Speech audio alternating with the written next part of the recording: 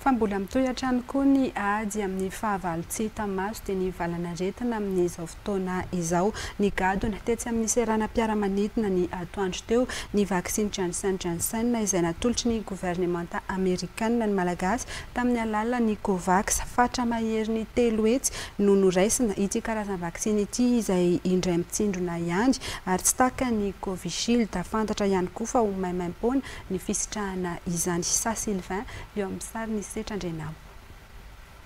Tonga eto Madagasikara ny vaksiny Janssen novokarin'ny laboratoire Johnson & Johnson.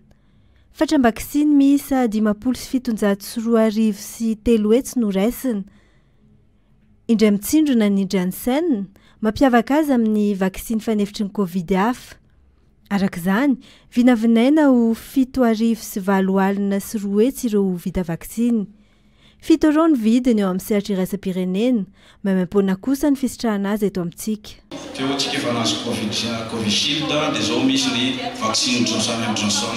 Ary vaksiny moa zany dia vaksiny à une dose. Zany hoe indray mandeha mipaka ihany dia vita ny fanaovana vaksiny. Io dia maimaim-poana io vaksiny satria izay hoe ao anatin'ilay mécanisme Covax io dia ny vaksiny zany natao antsika malagasy tsy ho an'imponina eto moa zany ary maimaim-poana io fa tsy hoe andoavam-bola.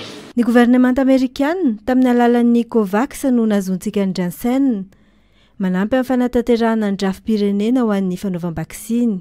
From the United States government to the people of Madagascar. Tsara azavaina tsara fa ny fizarana ireo vaksiny ireo dia sady hiaro ny vahoaka malagasy amin'ny Covid-19 no ahafahana ihany koa mampiena ireo sakana amin'ny fanarenana ny toe-karena malagasy.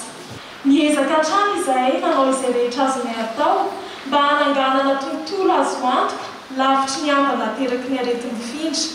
Tahaka ny efa natao tamin'ny Covishield, iparitaka amin'ireo toerana fanaovam-baksiny ny Janssen. Mbola andrasana kosa ny toy ny fanazavany mahakasika ny fisoratana anarana. Ho an'ny andiany faharoa ny vaksiny AstraZeneca kosa, ho 2 hetsy fatra no tonga eto amintsika ary andrasana ny herinandro voalohan'ny volana Aogositra izany.